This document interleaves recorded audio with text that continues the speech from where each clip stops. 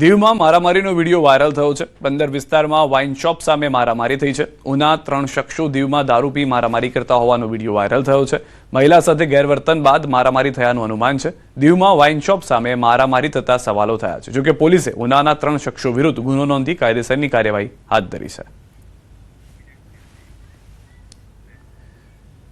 વાપીના ગીતાનગર વિસ્તારમાં 21મી તારીખે રાત્રે એક યુવક પર થયેલા જીવલેણ હુમલાને મામલે વાપી ટાઉન પોલીસે ગણતરીના સમયમાં જ 2 આરોપીઓની ધરપકડ કરી છે અને આરોપીઓની ધરપકડ કર્યા બાદ તેમને ઘટના સ્થળ પર લઈ જઈ અને રિકન્સ્ટ્રક્શન પણ કરાવવામાં આવ્યું હતું। આ કેસમાં હજુ પણ 4 આરોપીઓ ફરાર છે। આ સમગ્ર ઘટના સીસીટીવી કેમેરામાં કેદ થઈ હતી। 21મી તારીખે રાત્રે વાપીના ગીતાનગર વિસ્તારમાંથી નીતિન શુક્લા નામનો એક યુવક પોતાના વાહન પર પસાર થઈ રહ્યો હતો। આ દરમિયાન વાહનમાંથી પેટ્રોલ ખૂટતા તેણે વાહનને રસ્તાની બાજુમાં જ ઊભું રાખ્યું હતું। જો કે આ દરમિયાન જ કેટલાક યુવકો આવી અને તેની સાથે દાદાગીરી કરી હતી અને બાતમી આપીને લાલુભાઈની લાઈન કરે છે તેવું બહાનું બતાવી અને ઢોર માર માર્યો હતો। 5 થી 6 લોકોએ ધોકા, લોખંડની પાઇપ અને અન્ય હથિયારો વડે જીવલેણ હુમલો કર્યો હતો। આ યુવક ગંભીર રીતે ઇજાગ્રસ્ત થયો હતો, તેને સારવાર માટે હોસ્પિટલ ખસેડવામાં આવ્યો। વાપી ટાઉન પોલીસે ઘટનાને ગંભીરતાથી લઈ ગણતરીના સમયમાં જ 6 પૈકી 2 આરોપીઓની ધરપકડ કરી તેમના વિરુદ્ધ કાયદેસરની કાર્યવાહી હાથ ધરી હતી। બનાસકાંઠાથી સમાચાર। દાંતીવાડામાં યુવકોની દાદાગીરી। દાંતીવાડાના પાથાવાડામાં યુવકોએ આતંક મચાવ્યો છે। નાસ્તાની દુકાનમાં ઘૂસી માર માર્યો। ઉધાર નાસ્તો આપવા બાબતે કરી બબાલ। માર મારવાની ઘટના સીસીટીવીમાં કેદ થઈ। ધોળા દિવસે દુકાનદાર સાથે કરી હતી મારામારી। સમગ્ર મામલે પોલીસે ફરિયાદના આધારે તપાસ હાથ ધરી છે। દ્રશ્યો પણ આપ જોઈ રહ્યા છો। દાંતીવાડાના પાથાવાડામાં બબાલ થઈ હતી, તેને લઈને સીસીટીવીની અંદર સમગ્ર ઘટના જે છે તે કેદ થઈ છે। ઉધાર નાસ્તો આપવા બાબતે બબાલ થઈ હતી। નાસ્તાની દુકાનમાં આ મારામારીના દ્રશ્યો આસપાસથી લોકો પણ ભેગા થઈ ગયા હતા।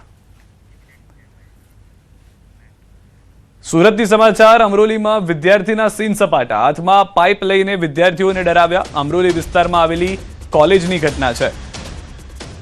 અન્ય વિદ્યાર્થીઓમાં ડરનો માહોલ ઉભો કરવાનો પ્રયાસ છે। અન્ય વિદ્યાર્થીઓને લાફા પણ મારતો નજરે પડે છે।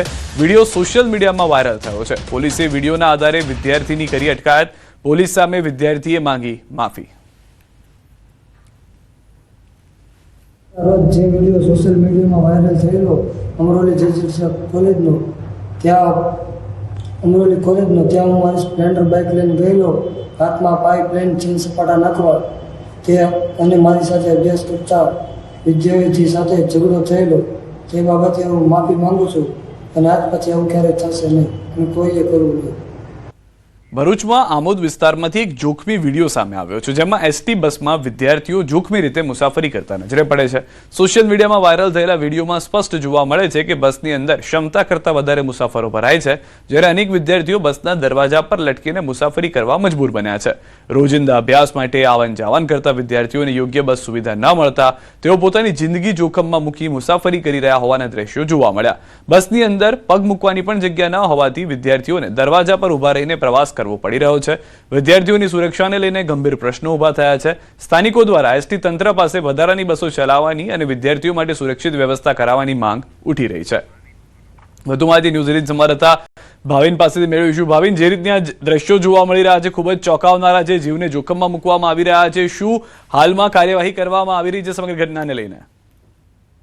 જી, આજ સવારના રોજ ભરૂચના આમોદ ખાતેથી આવતા વિદ્યાર્થીઓને બસમાં લટકીને જવાનો વારો આવ્યો હતો। જે આમોદમાં જે વિદ્યાર્થીઓ જે શૈક્ષણિક સ્થાને જાય છે ત્યાં ટાઈમસર પહોંચવા માટે વિદ્યાર્થીઓને આવી જોખમી સવારી કરતા હોવાનો વિડીયો નજરે પડ્યો હતો અને અન્ય જગ્યાએથી પણ મુસાફરો બસમાં હોય છે। વિદ્યાર્થીઓને બસમાં જગ્યા ન મળતી હોવાથી ત્યારે આ બસમાં સુવિધાઓમાં વધારો થાય એ જરૂરી બને છે।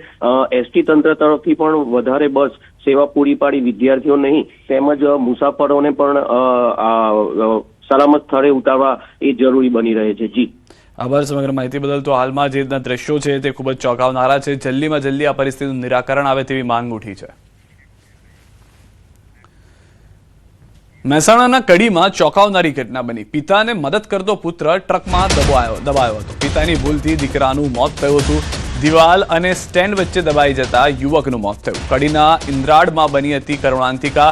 પિતા ટ્રક રિવર્સ લઈ રહ્યા હતા ત્યારે દીકરો સાઈડ બતાવતો હતો। નંદાસન પોલીસે પિતા દેવરામ ચૌધરી સામે ગુનો નોંધી તપાસ હાથ ધરી છે। દ્રશ્યોમાં પણ આપ જોઈ રહ્યા છો, પુત્ર જે છે તે દ્રશ્યમાં જોવા મળી રહ્યા છે કે જે રીતે રસ્તો અને દબાવવાનું કહેતો હતો ટ્રક, પરંતુ એ દરમિયાન જ આ દ્રશ્યોમાં સ્પષ્ટ જોવા મળે છે કે પિતા જે ટ્રક ડ્રાઈવર છે તેના તરફથી વધારે એ જગ્યાએ ટ્રક દબાવી દેવામાં આવ્યો, જેમાં પુત્રનું મોત થયું. અમદાવાદ પોલીસનું નો ડ્રગ્સ ઇન અમદાવાદ અભિયાન. અમદાવાદ ક્રાઇમ બ્રાન્ચ અને એસઓજીની ડ્રાઈવ છે. છેલ્લા 10 દિવસમાં અમદાવાદમાં 16 જેટલા એનડીપીએસના કેસ નોંધાયા છે. 25 આરોપીઓની ધરપકડ કરાઈ છે. 1 કરોડથી વધુનો મુદ્દામાલ સીઝ કરાયો છે. 1 જાન્યુઆરી સુધી ચાલુ રહેશે ડ્રગ્સને લઈને ડ્રાઈવ. આરોપીઓના મોબાઈલની તપાસ દરમિયાન વધુ માહિતી મળી શકે છે. મોટા ડ્રગ પેડલરો સુધી પહોંચી શકે છે અમદાવાદ પોલીસ. તો નો ડ્રગ્સ ઇન અમદાવાદ સિટીની અંતર્ગત અમદાવાદ ક્રાઇમ બ્રાન્ચ અને એસઓજી દ્વારા છેલ્લા 10 દિવસમાં 21 જેટલા એનડીપીએસનો કેસો કરવામાં આવેલ છે. કુલ 25 જેટલા આરોપીઓનો પકડવામાં આવે છે અને કુલ આ 21 કેસોની અગર વિગત જોઈએ તો કુલ 1 કરોડથી વધારેનો એનડીપીએસ મુદ્દામાલ પણ સીઝ કરવામાં સફળતા મળી છે. અમદાવાદ મહાનગરપાલિકા બનશે ડિજિટલ. મહાનગરપાલિકાના વોર્ડનું તમામ કામ પેપરલેસ થશે. એએમસીના સામાન્ય સભામાં હવે કાગળથી નહીં ટેબ્લેટના માધ્યમથી કામગીરી કરાશે. અમદાવાદ મહાનગરપાલિકા ગુજરાતની પ્રથમ પેપરલેસ મહાનગરપાલિકા બનશે. વિધાનસભા બાદ હવે એએમસીની સામાન્ય સભા પેપરલેસ બનશે. એએમસીની સ્ટેન્ડિંગ કમિટીની બેઠકમાં નિર્ણય લેવાયો છે. મહાનગરપાલિકાના નિર્ણયથી પર્યાવરણ અને ખર્ચની બચત થશે.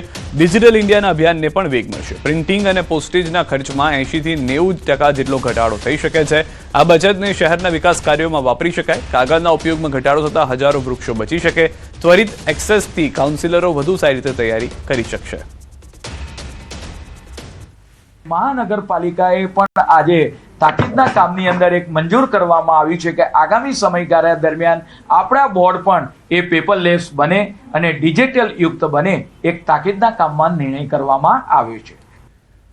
અમદાવાદમાં આ વર્ષે કાંકરિયા કાર્નિવલ દરમિયાન દુબઈ જેવો જલસો જોવા મળશે. અમદાવાદ વાસીઓ માટે મનોરંજનનો સૌથી જાણીતો ઉત્સવ કાંકરિયા કાર્નિવલ 2025 25 થી 31 ડિસેમ્બર દરમિયાન કાંકરિયા લેકફ્રન્ટ ખાતે યોજાશે.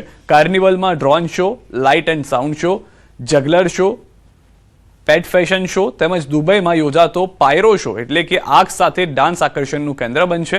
ભીડ નિયંત્રણ માટે પ્રથમ વખત ટેકનોલોજીનો ઉપયોગ કરવામાં આવશે. એન્ટ્રી અને એક્ઝિટ ગેટ પર હેડ કાઉન્ટ કેમેરા દ્વારા લાઈવ મોનિટરિંગ થશે અને ભીડ 80,000થી વધુ થતા ગેટ બંધ કરવાની વ્યવસ્થા રહેશે. 25 ડિસેમ્બરે સાંજે 7 વાગે મુખ્યમંત્રી ભૂપેન્દ્ર પટેલ કાર્નિવલનું ઉદ્ઘાટન કરશે, જ્યારે રાત્રે 10 વાગે ભવ્ય ડ્રોન શો યોજાશે. અમદાવાદ મહાનગરપાલિકા દ્વારા દર વર્ષે કાંકરિયા કાર્નિવલનું આયોજન કરવામાં આવે છે. 7 દિવસ દરમિયાન ખાસ કરીને અમદાવાદ શહેરના જ નહીં પરંતુ ગુજરાત બહારના પણ અનેક લોકો છે કાંકરિયા કાર્નિવલની મુલાકાત લેતા હોય છે.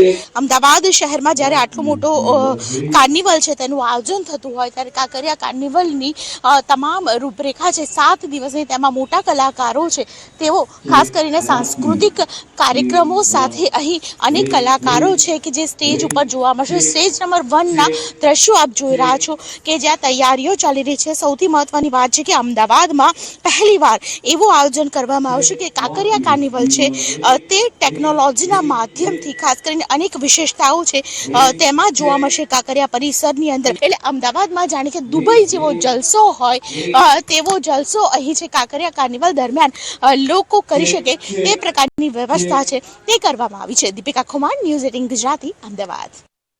અમદાવાદથી સમાચાર. ફ્લાવર શો માટે ટિકિટના દર નક્કી કરાયા છે. એમસીની કમિટીમાં નક્કી કરવામાં આવ્યા છે દર. સોમથી શુક્ર માટે 80 રૂપિયા પ્રવેશ ફી છે. શનિ અને રવિ અને સાથે જ જાહેર રજાના દિવસે 100 રૂપિયા. 12 વર્ષથી ઉપરના મુલાકાતીઓ માટે આ ફી નક્કી કરવામાં આવી છે. એએમસી સિવાયની શાળાના બાળકો માટે સોમથી શુક્ર સવારે 9 થી 1 દરમિયાન 10 રૂપિયા પ્રવેશ ફી. 12 વર્ષ અને તેથી નીચેની ઉંમરના બાળકો માટે ફ્રી રહેશે પ્રવેશ અને તમામ પ્રકારના દિવ્યાંગ અને ભારતીય સૈનિક માટે વિનામૂલ્યે પ્રવેશ જાહેર કરવામાં આવ્યો છે.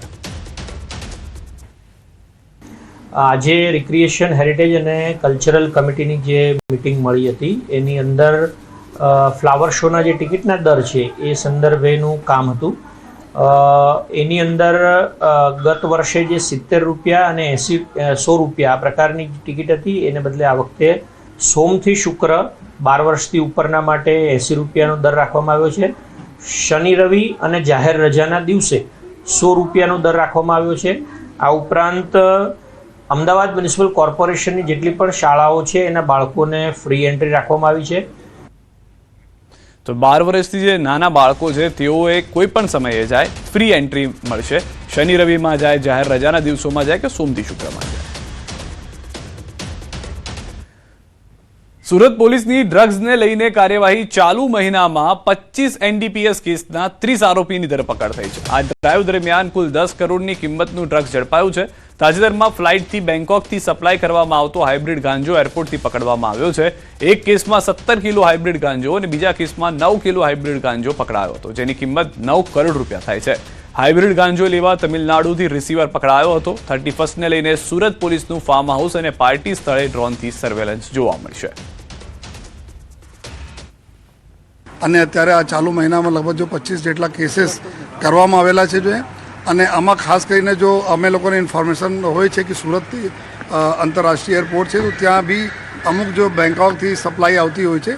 અને અભી છેલ્લા રિસેન્ટલી જો 2 દિવસ પહેલાં બી અને એના પહેલે બી 2 મોટા કેસીસ કર્યા, જેમાં એકમાં 17 kg હાઇબ્રિડ ગાંજો અને બીજામાં 9 kg હાઇબ્રિડ ગાંજો મળ્યા અને એના સાથે જો તમિલનાડુના જો આરોપીઓ હતા આ બધા પકડાયા જો